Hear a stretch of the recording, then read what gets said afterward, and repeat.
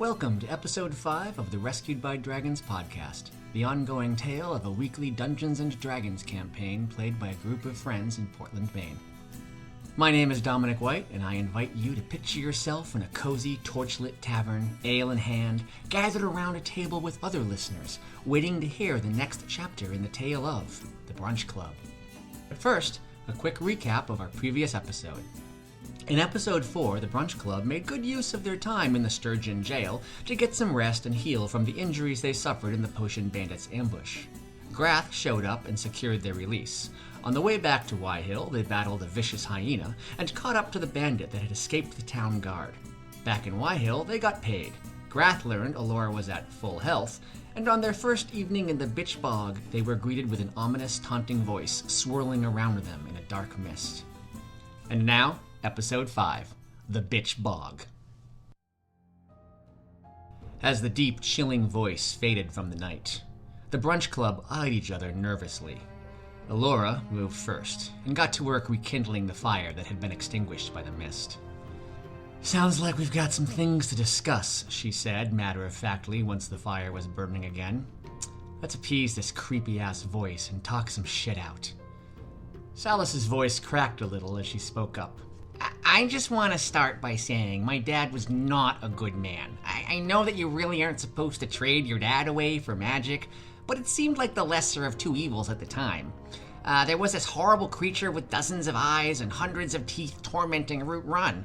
We all thought we were doomed until that thing came to me in my dad's house and offered a deal.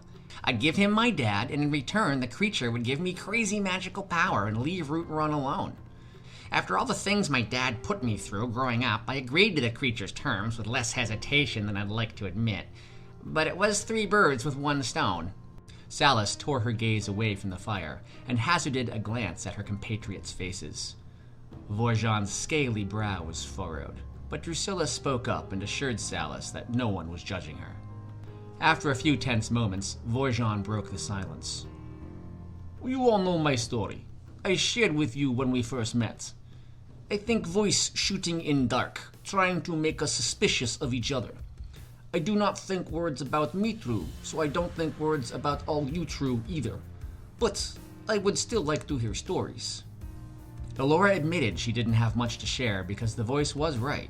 She didn't know who she was. She couldn't remember anything before meeting Salas on the road out of the Sable Forest towards Sturgeon. She decided these people might be the best chance she had so far to figure out how to get her memories back. A long near silence fell over the group, with only the soft crackle of the sputtering fire in their ears. Drusilla suggested it was time for bed. As she began to sort out her bedroll and find a dryish patch of ground in the bog, Vorjan questioned why the group had yet to hear her story. "There must be more to Raven Queen Cleric than gloomy wardrobe and silver hair." Drusilla glared at him. "Has anyone ever told you you'd make a beautiful pair of boots?" The lunar elf's tone wasn't serious, but there was an edge to her words that made Vorjan think she wasn't entirely kidding. After her annoyance subsided, Drusilla begrudgingly shared a few personal details about how she ended up in the northern frontier lands of Elnon.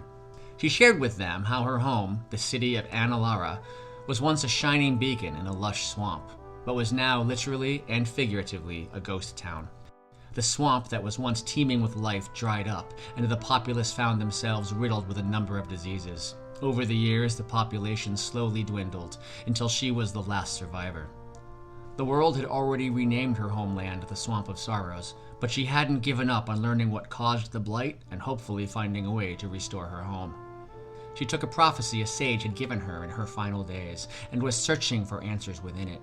She hoped the vast knowledge within the walls of the Crystal Spire Library in the city of Elnor would shed some light and help guide her. The party asked Drusilla to share the prophecy with them, but Drusilla was hesitant. Laura pointed out that if ever there was a time the world would want her to put some faith in people, it would be here and now, trapped in a swamp, surrounded by swirling mists, and an omnipresent voice that seemed to know more about them than they did. Drusilla relented and pulled a rolled-up piece of parchment from one of her bags and undid its black silk ribbon. Her voice was shaky as she spoke.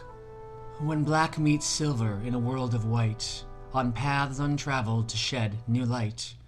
Seed of sable, but cousin of crimson, false life seeks death, and by lust is driven. The weak now strong with untapped power, though power 'twas gained in the darkest hour. Unexpected, untested, untraveled unfolds, horrors of haunting, origins untold. By end will be cleansed, and anew will begin, power without and strength within. Drusilla rolled up the scroll and put it back in her bag. The mist swirled around them, and the cold air in the bog gnawed at their bones, just as the creeping voice gnawed at their minds. Salis mentioned that Drusilla's reading caused goosebumps to ripple across her skin, and scooted herself a little closer to the fire to try and warm up, and to fend off the dark. Once the group finally settled in to try and rest for the night, Alora mentioned how she'd feel a lot safer if they huddled together. "Like a snuggle circle?" asked Salis. "I guess so. A swamp snuggle circle." The silly name helped to comfort the wood elf. Later, in the night, Alora left the snuggle circle to begin her watch. A little while in, she spotted a huge water snake slithering through the muck towards them, but was able to dispatch it quickly and quietly with an arrow through its head. The rest of the night passed without incident, and morning soon came upon them. The chilly air of night was replaced by the chilly air of morning, as winter was beginning to settle in these northern lands. The group navigated through the swamp, utilizing what was left of the old boardwalk folks used to use to travel before it became too dangerous to maintain. Just past midday, they encountered a small party of strange-looking creatures. They were the size of small-statured men, but with rounded backs and elongated heads with muddy green skin, making them look like some kind of frogmen. This small group looked like a scouting party, and they hoped they would pass them by without mind. But the frogmen proved to be very territorial, and it soon became clear they wouldn't be allowed to pass without a fight. Salis blasted a few with her signature green magic missiles as one of the frogmen engaged Vorjon. Drusilla launched a silvery bolt of guiding energy toward the one that had engaged Vorjon, and loudly cursed as the bolt sailed wide over the creature's head. Vorjon used the momentary distraction to dispatch his enemy with his warhammer, while Alora skewered the rest with a few more well-placed arrows. After a short rest, and keeping an eye out for more of the creatures, which Alora identified as bullywugs, they continued on.